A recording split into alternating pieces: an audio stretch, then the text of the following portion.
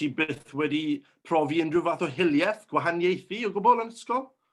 Ie, cwpl o weithiau, ond unig un sy'n sicr mas i fi wedi sôn am fe o blaen, ond cwmpa mas gyda rhywun dros, fi'n meddwl merch o fe, neu rhywbeth, I don't know, ond dim byd sinister, just fel, a nath rhywun wedyn, pwy ni yn gwynebu a galw fi'r enwyd, a dyna oedd y tro gyntaf, o'n i fel, okay, mae actually hyn yn actually problem, chymod, o'n i byth, oedd e'n really shock o fi herwydd, o'n i byth wedi cael unrhyw beth o nawr o blaen, ond o'n i'n bach yn ymwybodus really, bod e'n digwydd o gwmpas fan hyn.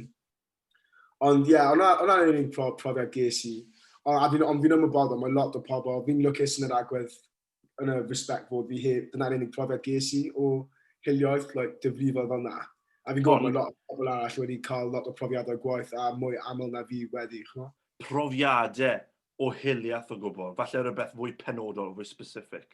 Wyt ti beth wedi profi rhywbeth o hiliaeth? Wrth gwrs. Ond yn ysgol gyfer maes, yn ysgol maes yr ydfa, nid yn Promotion, i fod yn holl onest. Oedd boi hyn dy galw fi'n Mars bar unwaith, fi'n cofio hwnna.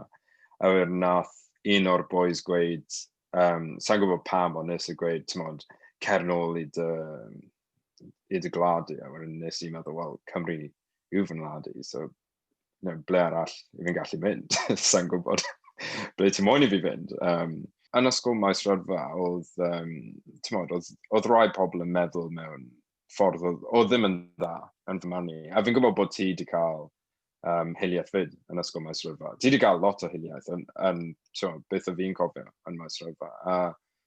Ond eto, fi ddim yn roed y bai ar y plant sy'n mynd i ysgol maes rydfa, ond y ffordd nhw'n tyfu lan, y pobl nhw'n tyfu lan ag y meddyliadau nhw'n cael. Achos nhw ddim yn gwybod beth sy'n cywir a beth sy'n anghywir. O'r mae hwnna'n really bwysig wedyn i dangos y ffordd, falle, neu dyna ble mae addysg yn pwysig iawn i blant.